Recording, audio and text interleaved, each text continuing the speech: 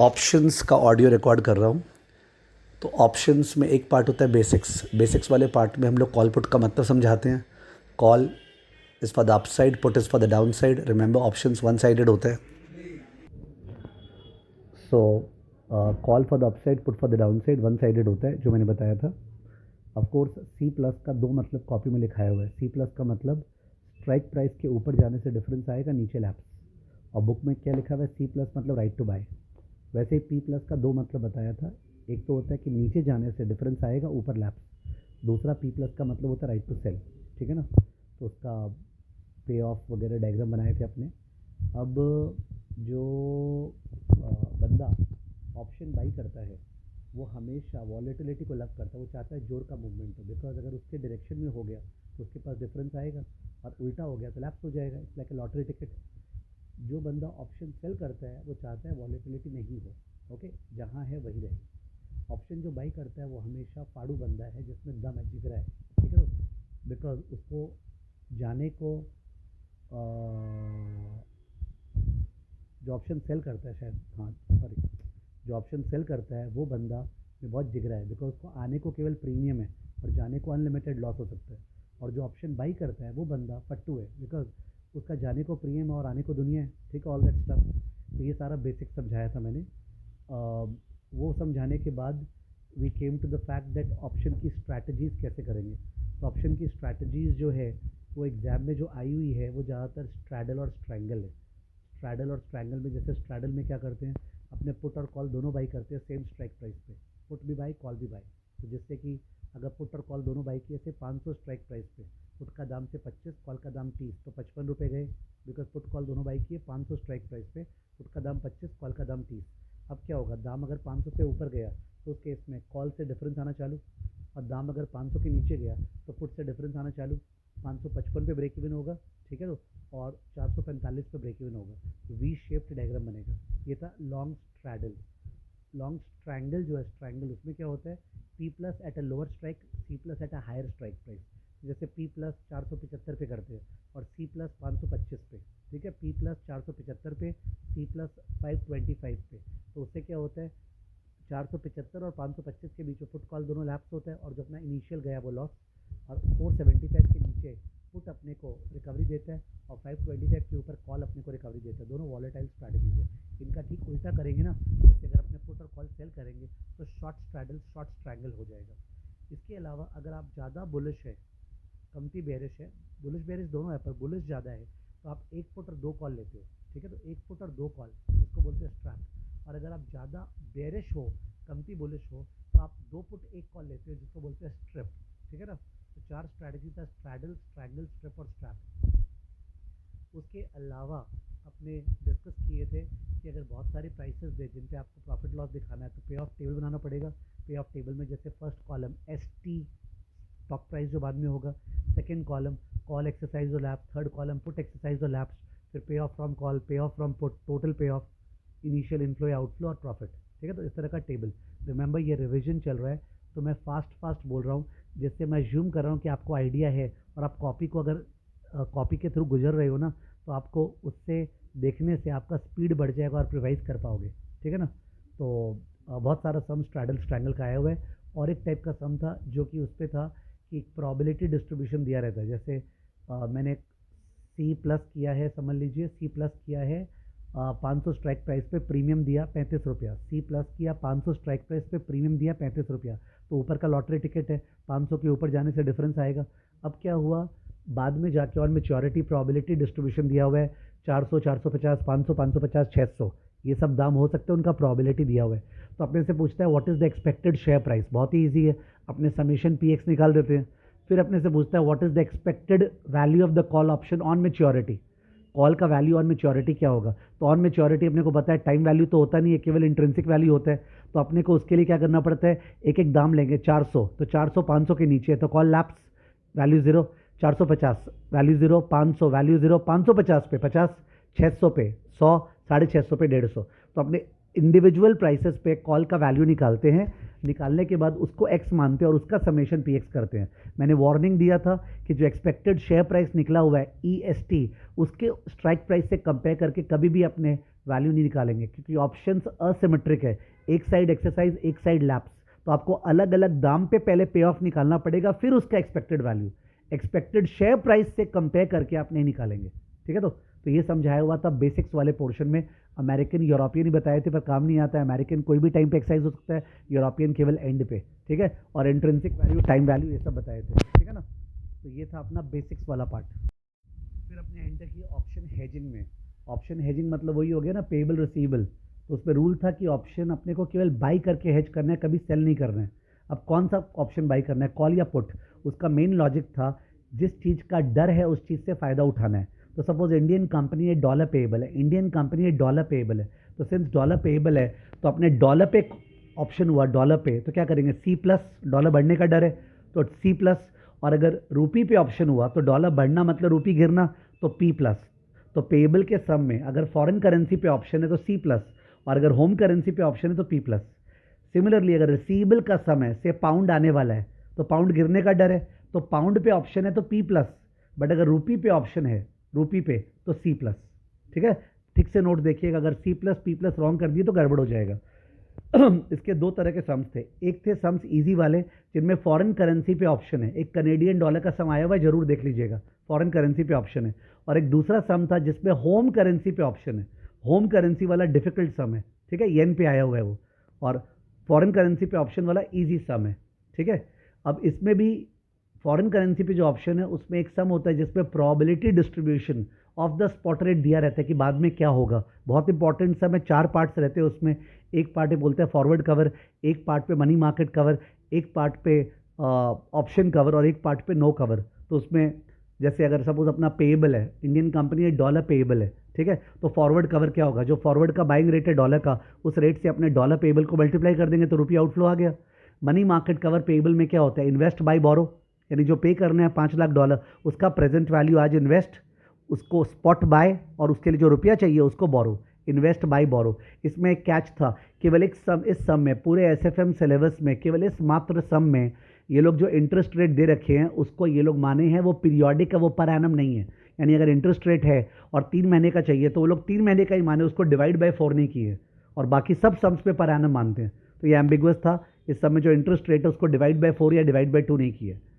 तीसरा part option cover, तो option cover में सी प्लस किए बिकॉज डॉलर पेएबल है, तो सी प्लस किए, सपोज 1.97 पे सी प्लस किए, तो right to buy at 1.97। Remember hedging में राइट टू बाय और राइट टू सेल काम आएगा, तो 1.97 पे सी प्लस किए, राइट टू बाय। उसके बाद जो दाम दिया हुआ था से 1.90, 1.95, 2 और 2.05, उनमें 1.90, 1.95 पे कॉल लैप्स हो गया तो बाजार से बाई करेंगे, और अगर 2 या 2.05 हो गया तो कॉल एक्सरसाइज हो गया तो अपने 1.97 पे बाई करेंगे। तो कॉलम क्या था, first column ST, second column call exercise और lapsed, third column rate for buying dollar, fourth column probability, और उसके बाद जाके आप एक्सपेक्टेड रेट निकाल लीजिए जिस पे डॉलर बाई किए, और उस पर शुरू में प्रीमियम जो पे किए वो ऐड कर दीजिए। प्रीमियम में नॉर्मली इंटरेस्ट को इग्नोर कर दीजिएगा, time value of money ignore करने से बेटर रहेगा, आपका समय बचेगा। तो बेसिकली अपने बाई करेंगे अलग अलग रेट पे, या तो एस पे या एक्स पे, डिपेंड करता है, कॉल एक्सरसाइज हुआ कि लैप्स हुआ, और उसके बाद एक्सपेक्टेड रेट आएगा और उस पर प्रीमियम ऐड करेंगे तो आंसर आएगा। ठीक है, that was one sum. Second sum था जिसमें कनेडियन डॉलर का सम था, जिसमें फॉरेन करेंसी पे ऑप्शन दिया हुआ, आसान सम है, पर उस पर लॉट साइज दिया हुआ है। तो लॉट साइज दिया हुआ है, तो अगर कनेडियन डॉलर 10 लाख पेएबल है, 10 लाख पेएबल है, और suppose lot size 3 lakh Canadian dollar है, तो 10 लाख बाई 3 लाख करेंगे तो 3.33 आ रहा है। 3.33 को राउंड ऑफ करेंगे 3 पे, यानी अपने 3 कॉन्ट्रैक्ट करेंगे, अंडर हेज हुआ है 3 कॉन्ट्रैक्ट 9 लाख का, वो हेज किए। तो जो पार्ट हेज हो गया, जो पार्ट हेज हो गया, इस सब में प्रोबेबिलिटी डिस्ट्रीब्यूशन देता नहीं है, वो पार्ट को एक्स पे सेटल करेंगे, यानी मान लेंगे $9 लाख को जो स्ट्राइक प्राइस है उस पर बाई कर रहे हैं, बिकॉज स्पॉट रेट दिया नहीं रहेगा बाद का। और जो बाकी का $1 लाख है उसके लिए ये लोग प्योर एक्सपेक्टेशन थियरी मानते हैं, यानी बाकी $1 लाख हम लोग मानेंगे अनहेज्ड किए, तो बाद का स्पॉट रेट चाहिए, तो आज का जो फॉरवर्ड रेट है उसको बाद का स्पॉट रेट मान के 1 लाख इंटू फॉरवर्ड रेट करना है। तो रुपी आउटफ्लो दो तरह से आया ना, एक तो जो $9 लाख है वो एक्स पे स्ट्राइक प्राइस पे, और जो $1 लाख है वो जो फॉरवर्ड रेट है उसी को बाद का स्पॉट रेट मान के आंसर निकाले, और उसके अलावा प्रीमियम गया था वो ऐड हो गया। ठीक है, तो ये था कनेडियन डॉलर वाला सम। और सबसे डिफिकल्ट सम जो था डर लग रहा है आने का, वो था होम करेंसी वाला ऑप्शन जिसमें डॉलर पेएबल है बट रुपी का ऑप्शन दिया हुआ है। तो रुपी का ऑप्शन तो अपने पी प्लस करेंगे पहला स्टेप। दूसरा कितना करेंगे, रुपी का लॉट साइज दिया हुआ है इससे 2,50,000, तो अपने पहले डॉलर पेएबल को स्ट्राइक प्राइस से रुपया में चेंज करेंगे। डॉलर पेएबल को स्ट्राइक प्राइस सपोज है 0.0195, तो 5 lakh dollar payable divide by 0.0195 उतना रुपया है, डिवाइड बाय 2.5 लाख, उसका उतना रुपी ऑप्शन करेंगे। ठीक है, तो उतना रुपी ऑप्शन किए।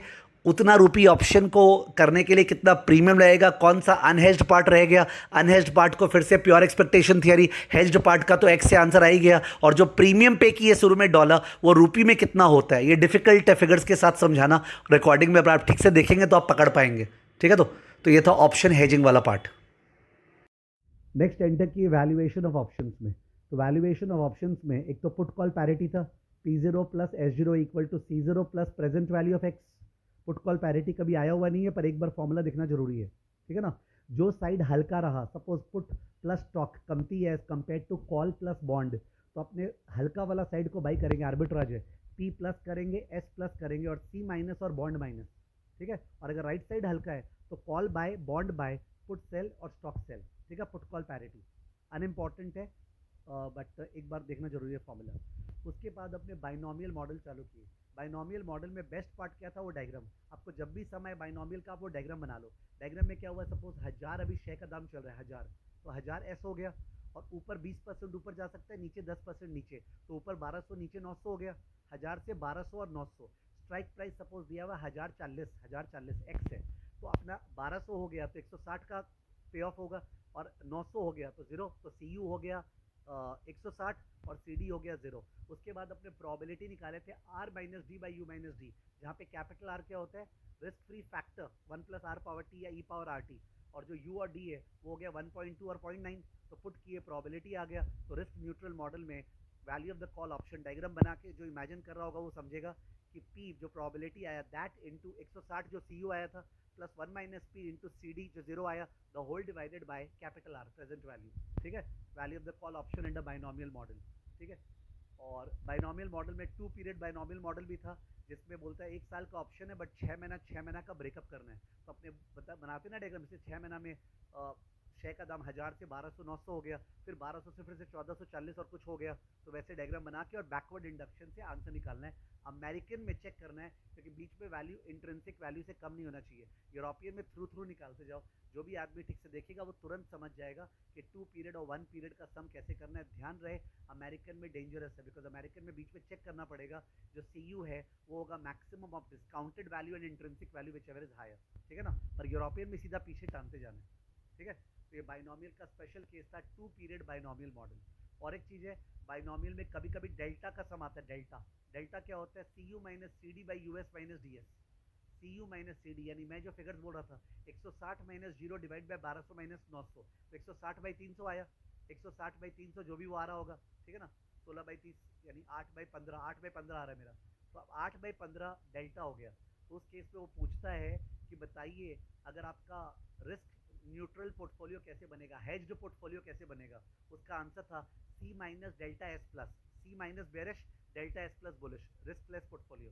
उसके अलावा पूछता है कॉल को रेप्लिकेट कैसे करेंगे, सी प्लस का रेप्लिकेशन क्या है, तो वो था delta S plus and risk free borrowing, delta S plus and risk free borrowing. Okay, call को रेप्लिकेट करने के लिए C plus is delta S plus and risk free borrowing. Difficult part था, एक सम आया हुआ है। ठीक है, तो वो देख लीजिएगा।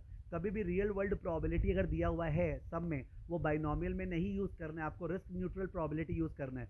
रियल वर्ल्ड अगर प्रोबेबिलिटी दिया हुआ वो याद वो काम आएगा एक्सपेक्टेड रिटर्न निकालने में। जैसे कॉल बाई कर लिए, उसके बाद एक्सपेक्टेड रिटर्न कितना होगा, उसमें रियल वर्ल्ड प्रोबेबिलिटी आएगा। एक इंपॉर्टेंट सम आया हुआ एग्जाम में, वो देख लीजिएगा।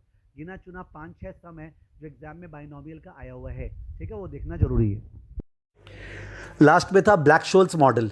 तो ब्लैक शोल्स मॉडल में आपको पहले कैलकुलेशन क्या क्या आना चाहिए। नंबर 1 आपको आना चाहिए एल एन निकालने का, एल एन माने लॉग। तो सपोज S0 840 है और एक्सरसाइज प्राइस X 800 है, तो आपको L N S0 by x निकालना है। एल एन 840 बाई 800, तो आप 840 बाई 800 का स्क्वायर रूट 12 टाइम्स, फिर -1, फिर जो आया divide by phone number. Phone number क्या है, 0.00024417206, 0.00024417206, ये एल आपको आना चाहिए। दूसरा, आपको ई पावर आर टी निकालना आना चाहिए। सपोज इंटरेस्ट रेट जो है वो 8% है और जो टाइम है वो 6 मंथ है, तो ई पावर आर टी क्या हो गया, ई पावर 0.08 इंटू हाफ यानी ई पावर 0.04। तो 0.04 into phone number, power into phone number +1, power into phone number +1, फिर into equal to into equal to into equal to 12 बार, ठीक है ना। और तीसरा चीज़ जो आना चाहिए वो आपको ND1 ND2 निकालना आना चाहिए, यानी NZ निकालना चाहिए। नॉर्मल डिस्ट्रीब्यूशन से NZ कैसे निकालेंगे, उसका रूल क्या था, अगर Z पॉजिटिव है तो 1 माइनस टेबल, अगर Z नेगेटिव है तो टेबल। Z पॉजिटिव है तो 1 माइनस टेबल, Z नेगेटिव है तो टेबल, ठीक है। तो उसके अलावा ब्लैक शोल्स का फॉर्मूला था C0 equal to S0 ND1 minus X by e power RT ND2, ठीक है। तो और D1 और D2 का गंदा गंदा फॉर्मूला था। D1 क्या था, ln S0 by X plus bracket R plus sigma square by 2 into T divided by sigma root T. ऐसे बोलने से तो समझ में आ रहा नहीं होगा, मैं तो बोल रहा हूँ जिससे आपको रिदम मिल जाए। और D2 equal to D1 minus sigma root T, ठीक है। तो सम देखना जरूरी है ब्लैक शोल्स का, 8 नंबर का सम आ सकता है, प्लीज़ छोड़िएगा मत। उसके अलावा ब्लैक शोल्स का एक स्पेशल केस था, कब, जब डिविडेंड दिया रहेगा। तो अगर डिविडेंड दिया रहेगा तो डिविडेंड का प्रेजेंट वैल्यू निकाल के स्टॉक प्राइस में से लेस करना है, तो एक्स डिविडेंड स्टॉक प्राइस आ जाएगा। सपोज स्टॉक प्राइस है 840 और डिविडेंड है 10 रुपया 1 महीने बाद, तो 10 रुपया का प्रेजेंट वैल्यू 9 रुपया 90 पैसा हुआ समझ लीजिए। तो आप 840 में से 9 रुपया 90 पैसा लेस करेंगे, वो जो आया ना 830.1, वो 830.1 स्टॉक प्राइस से आपको ब्लैक शोल्स मॉडल का फॉर्मूला लगाना है और सॉल्व करना है। कहीं पे भी अगर पुट का सम आ गया तो पुट का फॉर्मूला लर्न नहीं किए, आपने कॉल का सम निकाल के PCP पुट कॉल पैरिटी से पुट का सम निकालेंगे। Assumptions of Black Scholes model भी आ सकता है एग्जाम में, थियरी में। Assumptions of Black Scholes model एकदम इजी था। Stock non dividend paying, options European, market frictionless, risk free rate known and constant, volatility known and constant, log normal distribution. 6 assumption लिखाया हुआ है कॉपी के अंदर।